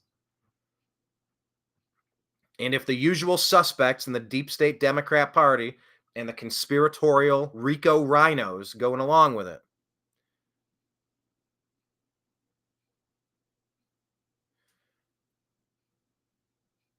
if you let this happen to President Trump, you are a goner. Nobody has ever stood up to the deep state like this. Look at how they seized control. Was it the JFK event? Once again, you can check out our speeches from this past weekend in the Bronx and the Libertarian Convention on Rumble and YouTube and X. Just scroll back. But we had Robert Kennedy, RFK Jr. speaking with us. We recorded that and put it up for you. We recorded Donald John Trump getting booed and cheered, asking for the Libertarian Convention's nomination or their votes. And based on who they elected, I think a lot of libertarians, including Angela McArdle and Dave Smith, appear to be likely defecting from the person that the party has chosen to be their nominee. There's a lot of people that they'll say, doesn't matter what they say. When they go into the polling booth and they pull that little curtain closed and it's just them and they have to think, there's that famous Simpsons episode where Sideshow Bob is running for office, I believe. Is Sideshow Bob against Mayor Quimby? Selma being Marge's really unpleasant sister. Was it Homer that said, well, I don't agree with Sideshow Bob's Bart killing policy, but I do agree with his Selma killing policy. Yeah, I'll vote for Bob. Like, you will rationalize very differently when you're in the voting booth. Trump just said that his polls went up 6 points and he was already up 6 to 10 points. I mean, this should be a 30, 40 point blowout in all 50 states.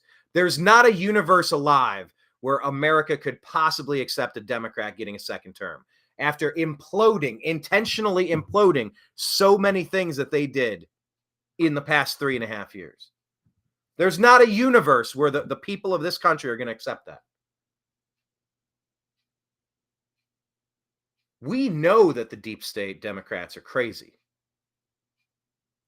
I pray that they are not crazy enough to think that they have any potential to get away with it again. They do not. So it's important to realize what they do to Trump is exactly what they can do to you. Oh, and they've been picking people off here and there and everywhere. Everybody's a target under a totalitarian regime like this. By the way, that's a good time to remind you that Zelensky is now a dictator. I believe it was May 20th were their elections, and he just unilaterally suspended the elections. I am in charge now. I am the science. I am the ruler. I am in charge of the Ukraine. Oh, you went full tyrant mode. Good on you. And there's reports yesterday when this speech, this verdict was being read, that Joe Biden's handlers announced that a change in policy where United States manufactured munitions can now be deployed in Russia. Something along those lines. Should be flashing big bright lights. Should be flashing big bright lights to you. If they're going to frame President Trump, of course they could frame any one of you. And if they're willing to kidnap and imprison this guy, to perhaps Epstein him, of course they'll start a war. Of course they'll escalate a war. Of course they'll allow some sort of synchronized terrorist attack on U.S. soil. In the Bronx, we talked to a lady that was very concerned about that, with upwards of 30 million illegal alien invaders of military age. What are they here for? Where are they positioned? What's the plan? When the power goes out, what are they going to do? Do you have a plan? Do you have resources? This is normally where I would sell you gold and silver. So I'm looking for a sponsor for gold and silver. Looking for a sponsor for long-term storable food. I'm looking for a sponsor for water filtration. How about a generator? Oh, and in case of, by the way, came back from the Bronx and came back from D.C. on that trip to find that my house had been without power for 2 days. Wouldn't it have been nice to have a generator that could have kicked on? Yes, I had a mini generator for the sump pump. Not enough for the food. Almost lost the food. So I was definitely able to salvage most of the food, barely. It was like right at the edge. They say 48 hours closed if you're not opening it and letting all the cool air out. It should be fine. And my ice cube trays were still ice. So that's kind of the thing you want to keep an eye on. Is your ice actual ice? But when the S goes down, you better be ready. If they pushed a summer of love, lighting America on fire for an entire summer and fall in order to disrupt the 2020 election, on top of the 51 intelligence officials rigging the news so that you didn't get to know that Hunter Biden was a crackhead degenerate who's been blackmailed and compromised 6 ways from Sunday. On top of social media banning people that were speaking about issues they did not want and supporting a candidate they did not want. Illegal drop boxes, ballot harvesting, not being able to audit the machines. If you can't audit the machine, you can't count it. If you can't easily audit machines that were connected to the internet, even though they're not supposed to be, not one single thing has been proven in a court of law to have changed the outcome of the 2020 election. And visit CISA.gov/rumor control for countervailing views on the 2020 election, because they will tell you it was the only free and fair election in the history of elections. Every election is full of fraud, every election always, except 2020. The one that didn't match signature verification. The one that just set up drop boxes and nobody paid attention. There wasn't 24-hour surveillance. There were no limits to how many pieces of paper you could put in at one single time. No cameras catching the face and the driver's license, the license plates of the cars that are pulling up, the mules who were gathering all of these. Nothing. Look, full spectrum dominance on every single angle. They cheated in 2020 on every single level. There is not a thing that these monsters will not try to do for 2024. So maybe today's the day. If you've never donated to President Trump before, I believe he encouraged you to go to donaldjtrump.com. Maybe crash that website again. That 39 million is probably going to go up quite a bit in the next couple of days. The Dems are the dog that caught the car. bit into the bumper, smashed out their teeth. They should have been careful what they wished for. Yesterday was different. Yesterday was Bountygate, Minka Fitzpatrick, dirty, unacceptable, intolerable acts of violence, because that's what threatening to kidnap a person is, especially a guy that did nothing wrong, committed no crime. The Democrats declared war on America yesterday. The New American Media, myself, our team, we encourage peace for as long as we can. Peace is the way for as long as we can. The Democrats, however, have declared a war on you, on me. No, it's not about President Trump. He's just in the way. Now we see the lengths they're willing to go. And this is something that is simply a line in the sand that has been crossed. A Rubicon which may not be retraversed. Here, let's see if I can give you. Crossing the Rubicon is an idiom that means someone did something which they cannot go back from. Making a decision that eliminated all of other avenues is commonly referred to as crossing the Rubicon. Well, but I was looking for like the actual backstory to explain that. We'll try it from here.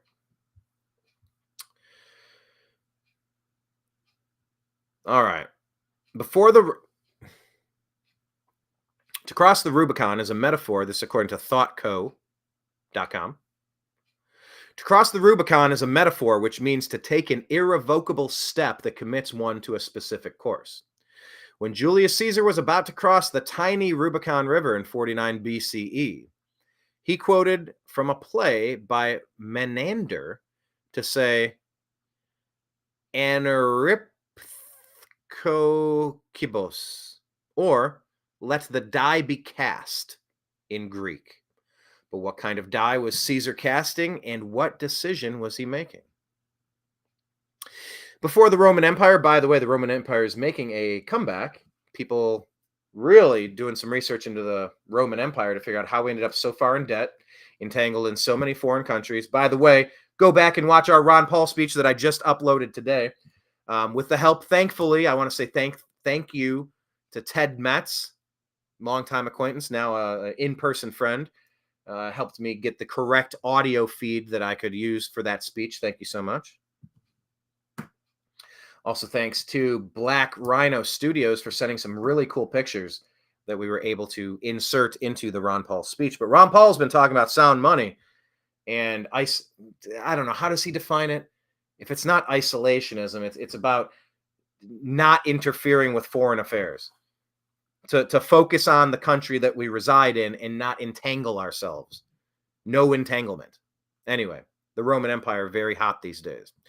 Before Rome was an empire, it was a republic. Julius Caesar was a general of an army of the republic based in the north of what is now northern Italy.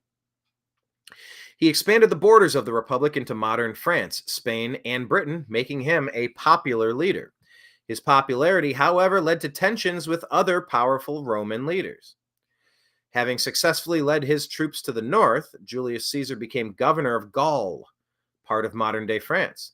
But his ambitions were not satisfied. He wanted to enter Rome itself at the head of an army, such as an act was forbidden by law.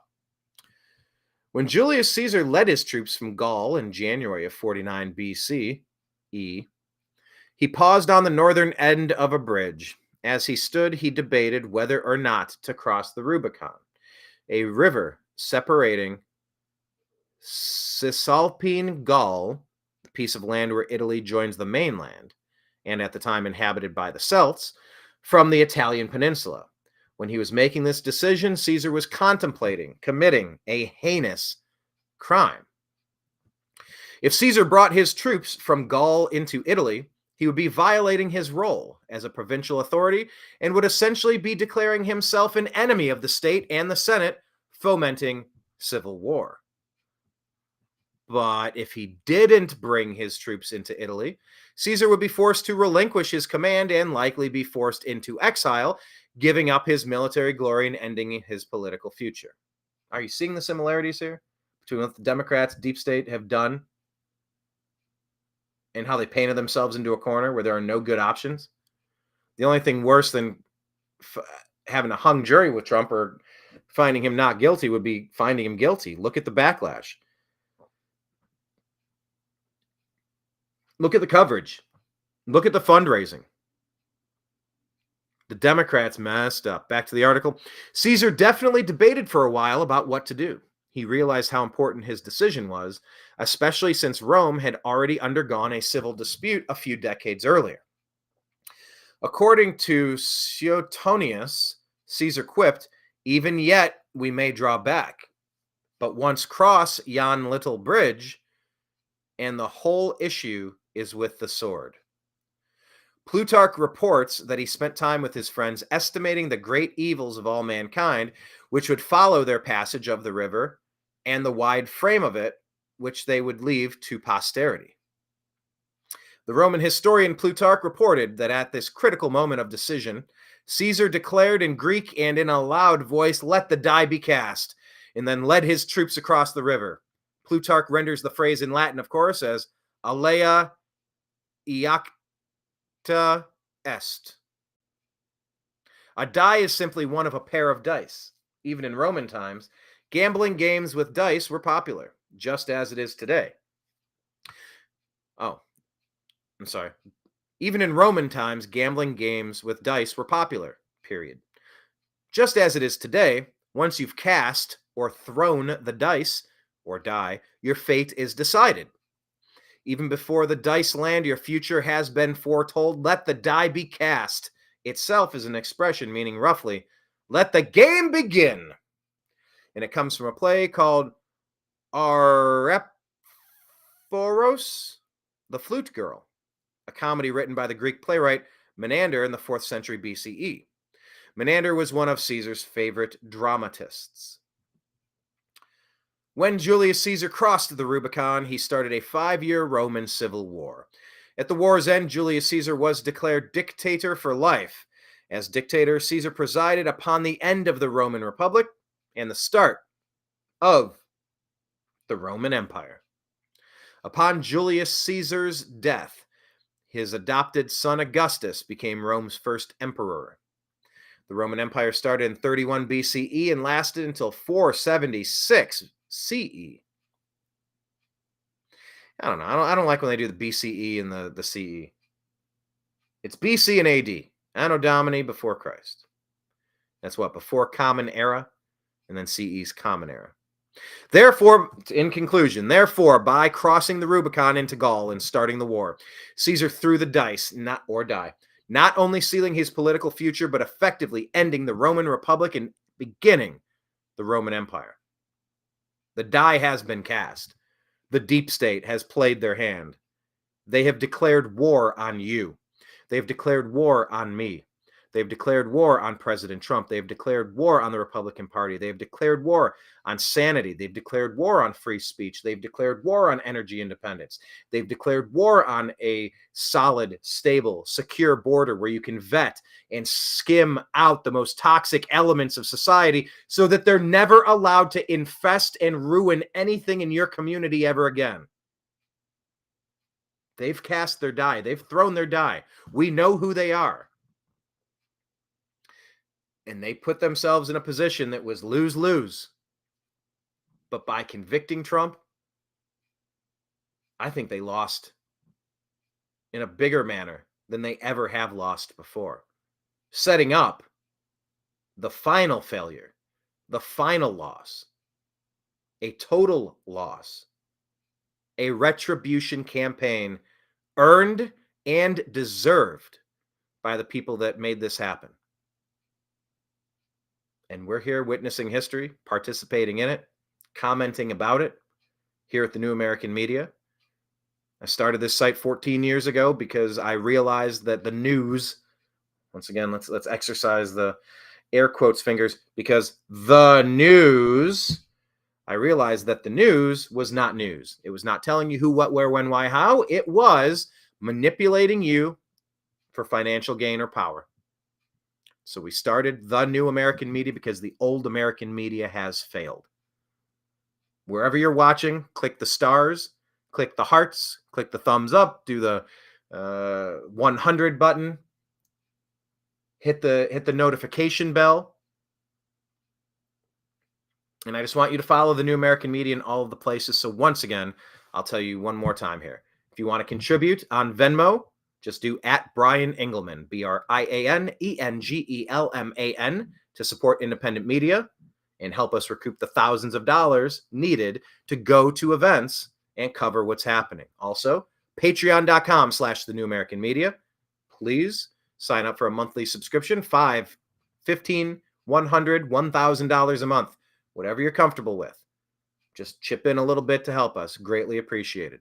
TheNewAmericanMedia.com is the homepage. I do plan on having some edits, revisions, and updates on that site coming up. But if we are kicked off of the other sites, that is going to be the main place that we broadcast from. So find us there. On Truth Social, we are The New American Media. On Spotify, we are The Agree to Disagree Show. On Rumble, The New American Media. On Telegram, TNAM, that's TNAM for The New American Media, TNAM and TNAM Chat. On Rumble, X at American_media_. That's American_media_. On Facebook, search TNAM. We have a bunch of groups. TNAM Food and Drink, TNAM Preparedness, TNAM Grow Something, TNAM Humor, and also TNAM's The Agree to Disagree Show. Private group. Join the private groups. How did you get in? Just say Brian invited me. Also, on Facebook, we have a page for the New American Media. Like the page. And once again, like I said, during the last election season, they zapped us so that we couldn't communicate with you. We're back. On Meta, Instagram, we have a page for the New American Media. Follow us there. So, busy day. Get prepared. Stay peaceful for as long as you can. There's a saying in military terms. I don't know if we can trace back as to who said it first. Actually, let me do a search on that. Who first said, "Don't fire until you see the whites of their eyes"?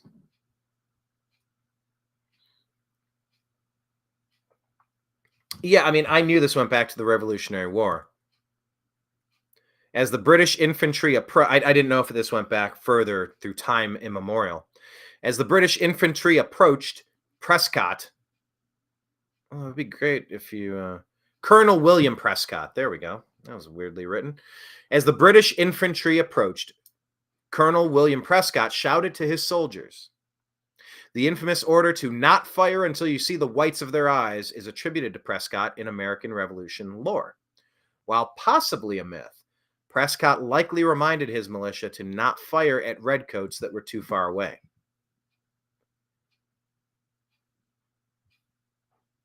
So you stay peaceful out there every last second that you can. But make no mistake about the fact that the Democrats declared war on you yesterday in a way very different from the first couple of civil cases. Also remember, Democrat Congressman Benny Thompson from Mississippi introduced legislation to remove Secret Service protection from anyone convicted of a felony and sentenced to prison. They are trying to thrill Donald Trump. They're going after you, and they declared war on you yesterday. They've been declaring war. But do not be hasty. Do not resort to violence. Do not allow somebody in a chat room to talk you into something violent. The feds, the glowies, the undercovers, the informants. Don't allow yourself to get Whitmered. To get Whitmered is a strategy. It's entrapment. It's the feds coming up with a bad idea and trying to get a couple of dupes to go along with it. And haha, look at what we did. We saved America. We saved Michigan from this brutal attack that we invented. It's like, yeah, that wouldn't have happened if you weren't there, like, pushing for it. Like, you can't, like, that's entrapment. So stay peaceful. No false flags. Don't be doing anything hasty. When you see the whites of the eyes of the person in front of you ready to do you harm, that's the time to defend yourself. Hopefully, this is able to be resolved through appeal. Instantly kick this up to the Supreme Court and throw this whole damn thing away. But just keep that in mind. We're at a tipping point in history.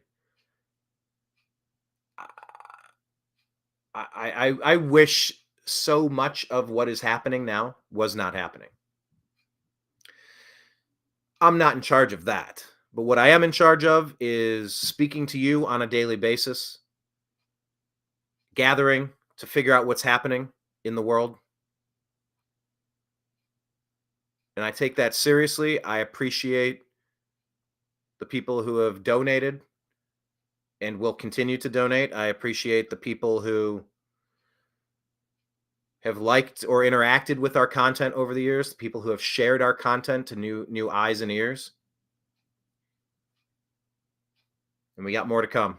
So keep your eyes peeled on Rumble and YouTube and Spotify. We're going to be uploading more videos from the past week.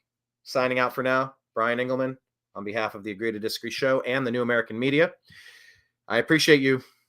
I love you. And we'll talk to you again soon.